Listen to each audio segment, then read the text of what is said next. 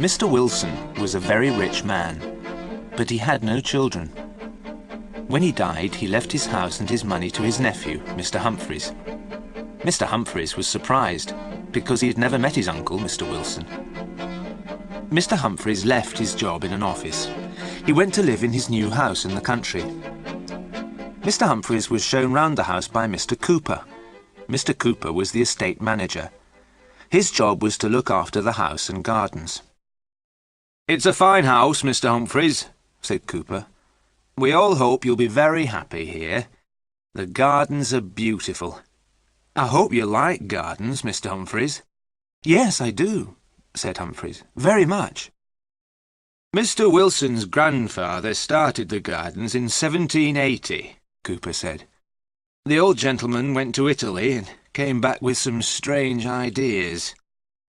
Humphreys looked across the garden. "I see there is a Roman temple," he said. "Yes, sir, there is," said Cooper. "Shall we go and look at it?" The two men walked through the beautiful large gardens. There were many paths, with trees and bushes on either side. The Roman temple was on top of a small hill. There was a pile of stone blocks inside the temple. "What are these stone blocks for?" Humphreys asked. "I don't know, sir," said Cooper. "They came out of the maze." "The maze?" said Humphreys. "I didn't know there was a maze in the gardens. Did Mr. Wilson make it?" "No, he didn't, sir," said Cooper. "Mr. Wilson's grandfather planted the trees for the maze. Mr. Wilson never went in there. He didn't let anyone else go in either. 20 years ago, Mr. Wilson gave orders for these stones to be taken out of the maze. Then the gate to the maze was locked. No one has been in there since." Mr. Humphreys looked at the stone blocks. Each one had a letter cut into it. "How interesting," he said. "I want to look at this maze." "It's over there, sir," said Cooper, pointing to a small wood. "There's a wall around it and the gate's locked. I'll go to the house and get the key." Cooper went back to the house. Humphreys walked to the small wood. He found a wall with a gate. The gate was locked with an old padlock. Above the gate was some writing in Latin. "Secretum meum mihi et filius domus mei." "Let me see," Humphreys said. "That means something like, 'My secret is for me and for the sons of my house.' Well, I'm a son of the house. The secret is mine, too." He kicked the old padlock. It broke and fell to the ground. He opened the gate and went into the maze. The picture sequence from the cinema has finished. You can look at it once more if you want. A dark path led into the maze. Inside, paths ran between thick hedges of tall yew trees. It was difficult to walk along the paths. The branches of the trees had grown across the paths. They almost blocked the way. Humphreys was the first person to walk in the maze for 20 years. He walked to the centre of the maze without getting lost. "This is too easy," he said to himself. "A maze is a puzzle. People always get lost in a maze." A stone column stood in the centre of the maze. It was about 4 feet high. On top of the column there was a metal globe. There were drawings and writing on the globe. It was dark and hot in the maze. There was no wind. There was a strange silence. Humphreys noticed that the birds had stopped singing. He turned to go. Then he heard something moving in the maze behind him. He looked around. He was suddenly afraid. He thought that someone was watching him. "Ah, there you are," said Cooper, coming round a corner. "I followed your footprints in the dead leaves. I see you didn't need the key." Humphreys was pleased to see Cooper. He thought he was going to see someone or something else. The two men walked back to the house. "Can you ask the gardeners to clear the paths?" said Humphreys. "Tell me, why did Mr. Wilson close the maze?" "I'm not sure, sir," Cooper replied. "Mr. Wilson didn't like his grandfather, old Mr. Wilson, the one who planted the maze. He burnt all his grandfather's books. Perhaps that is why he closed the maze. "What do you know about old Mr. Wilson?" Humphreys asked. "Not much, sir," said Cooper. "He's been dead for 50 years. No one knows where he's buried. He had an Italian servant. The Italian servant buried his master at night. He was buried somewhere here in the gardens, but the grave has never been found." "How very strange," said Humphreys. Mr. Humphreys went back to the house. A letter was waiting for him. Bentley Manor, the 14th of August, 1880. Dear Mr. Humphreys, you don't know me, but I am your neighbour. I am writing a book on English gardens. May I visit your garden? I am interested in the maze. I asked your uncle many times to let me see the maze, but he never let me see it. I hope you will let me see it. Also, I'd like to have a plan of the maze. I hope this is possible. Your neighbour, Lady Wardrop. Mr. Humphreys immediately replied to Lady Wardrop's letter. He invited her to visit the gardens the next day. He promised to give her a plan of the maze. "I shall draw a plan tomorrow morning," he said to himself. The picture sequence from the cinema has finished. You can look at it once more if you want. He spent the evening in the library. There were thousands of books.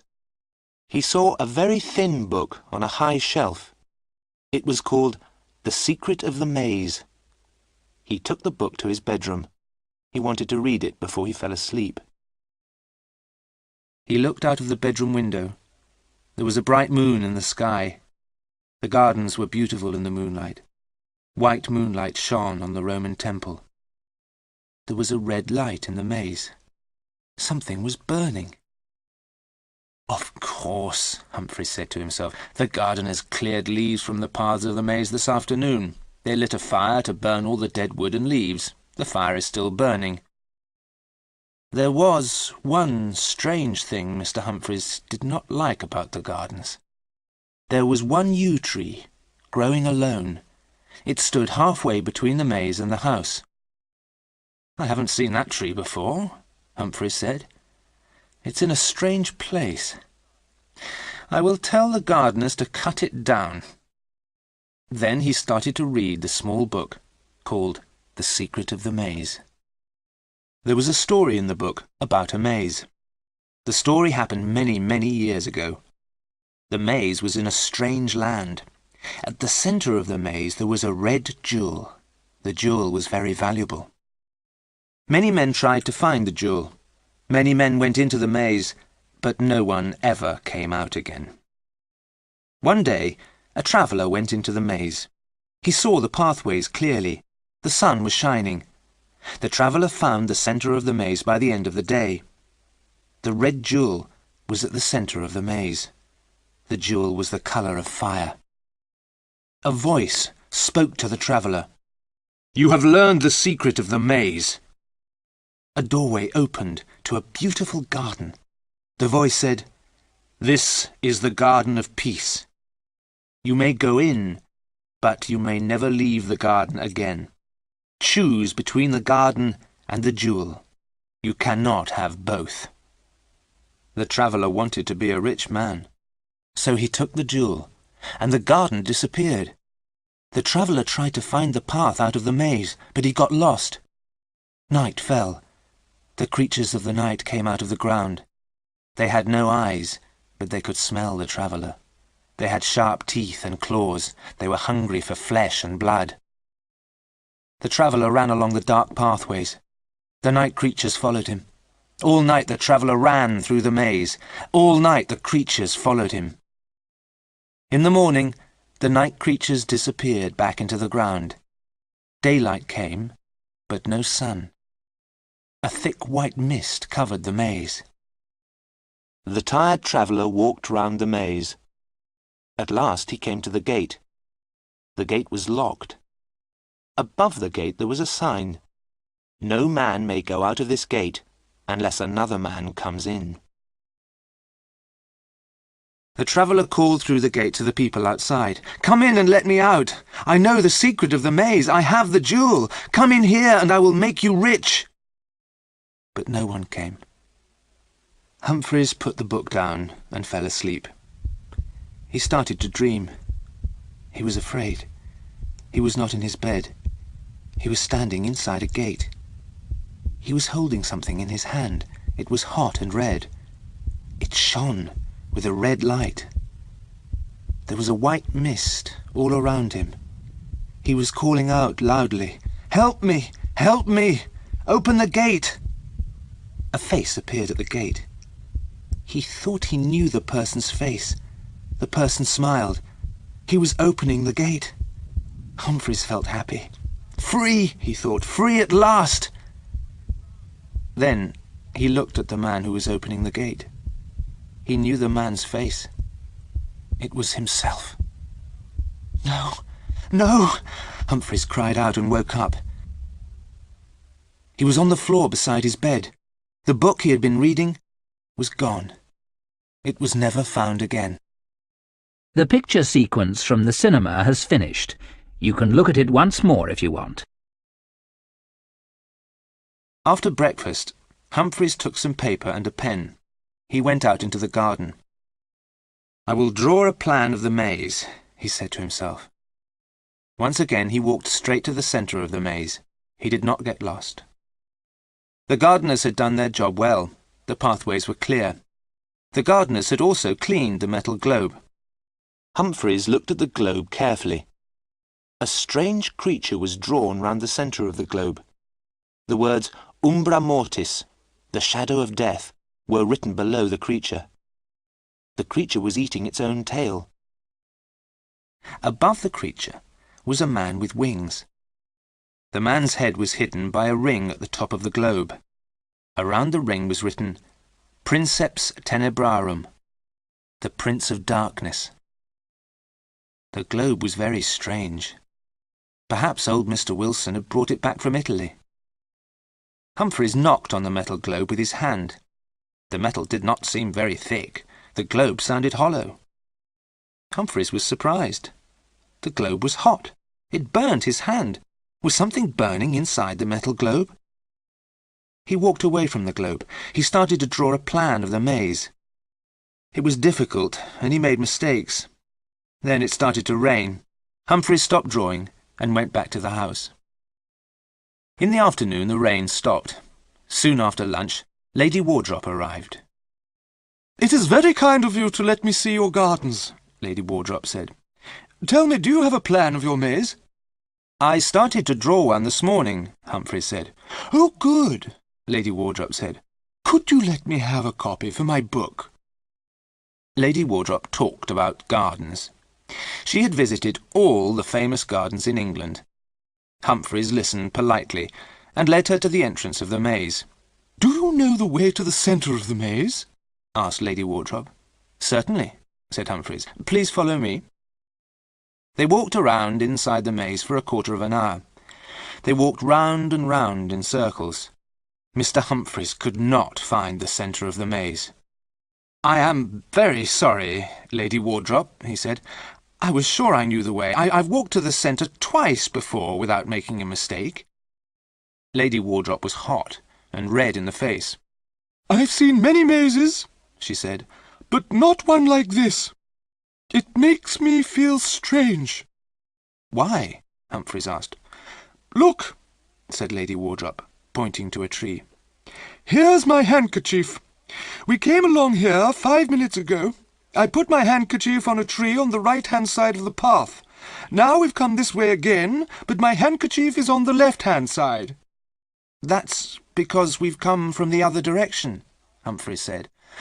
"I'm not so sure," Lady Wardrop said. "Also, have you noticed those holes in the ground? There is one on the left-hand side of each corner." "Those are probably where the stone blocks came from," said Humphreys. "We're near the gate. Shall we leave the maze and I'll show you the stone blocks?" He took Lady Wardrop to the Roman temple. He showed her the stone blocks. "Mr. Wilson took them out of the maze," he said. "Each block has a letter cut into it." "That is probably the answer to the puzzle of the maze," said Lady Wardrop. "Put the letters together and they will spell words. When the stones were in their holes, you followed the words to find the centre of the maze. But of course you had to know the words. That was the secret." "Aha! Very simple," said Humphreys as they walked back to the house. "I will let you have a plan of the maze very soon." "Thank you very much," said Lady Wardrop.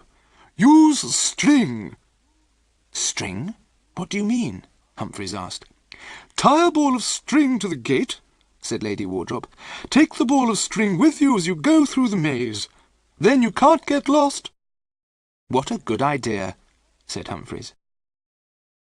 Humphreys went to bed early, but did not read. He did not want any more bad dreams. He looked out of the window. He remembered the yew tree growing near the house. But he was mistaken. There was no yew tree. He looked all around. The only yew tree he could see was outside the library. He had not seen it before. The picture sequence from the cinema has finished. You can look at it once more if you want. The next morning, he took paper and pencils and a ball of string into the gardens. He walked straight to the centre of the maze. "How did I get lost yesterday?" he asked himself. He tied the ball of string to the metal globe. Then he walked back to the gate carrying the ball of string. The string went from the centre of the maze to the entrance. Now it was easy to draw a plan, but it took him all day. He finished in the late afternoon and went back to the house for tea. There was a note from Lady Wardrop. The 16th of August. Dear Mr. Humphreys, thank you for showing me the maze. You won't forget to give me a plan, will you? Have you looked underneath the stone blocks? Have they got numbers on them? Yours sincerely, Lady Wardrop. Humphreys decided to look at the stone blocks again the next day. The evening was very hot. He opened all the windows. That yew tree outside the library window will have to be cut down, he thought. It shuts out the light, and the branches are growing everywhere. Some of them are coming into the room. He sat down and started to draw the plan of the maze. He worked until nearly midnight. From time to time, he looked at the window. He thought that there was someone outside. He felt someone was waiting to come in. But there was no one there. It was only the yew tree. He drew the last lines of his plan. As he finished, he saw a black mark on the paper in the centre of the plan. He looked at the mark. But it was not a mark on the paper. It was a hole. Humphreys saw the black hole becoming larger and larger. He looked down into the hole. There was something at the bottom of the hole. Something was coming up and up. Humphreys could not move. He looked at the thing that was coming nearer and nearer. It was grey and black. It was a ball with 2 holes for eyes. It came nearer, and Humphreys saw a face. It was a horribly burnt face. The thing reached out 2 black arms to pull Humphreys down into the hole. Humphreys screamed. He threw himself backwards. He tried to get away from the burnt face and arms. He cried out as he hit his head on the wall. Then everything went black. A doctor came to see Mr. Humphreys. "Mr. Humphreys needs a long rest," the doctor told Mr. Cooper. "He is speaking very strangely. He is talking about some stones in a Roman temple. He wants you to go and look at them. He wants to know if there are numbers on them. Mr. Humphreys wants to know if the letters on the blocks spell words. Also, he wants you to open the metal globe in the centre of the maze," the doctor went on. "After that, he wants you to cut down the maze and burn the trees." Lady Wardrop came to the house when she heard of Mr. Humphreys' illness. The gardeners were busy cutting down the maze and burning the yew trees. Cooper came up to her and said, "Excuse me, Lady Wardrop, but we've got 2 strange things here. Shall I show them to Mr. Humphreys?" "Let me see them," said Lady Wardrop. The first thing was a broken metal globe. Inside the globe was the burnt body of a man. "We think it's the body of old Mr. Wilson," said Cooper. "We never found out where he was buried." The second thing which Cooper showed Lady Wardrop was a row of stone blocks. They were outside the Roman temple. "There was a number on the bottom of each block," said Cooper. "I put them in order. I'm afraid I don't know much Latin, Lady Wardrop. Can you tell us what it means?" The words on the blocks said, "Penetrans ad interiora mortis." "I think it means the path to the centre of death," said Lady Wardrop. The picture sequence from the cinema has finished. You can look at it once more if you want.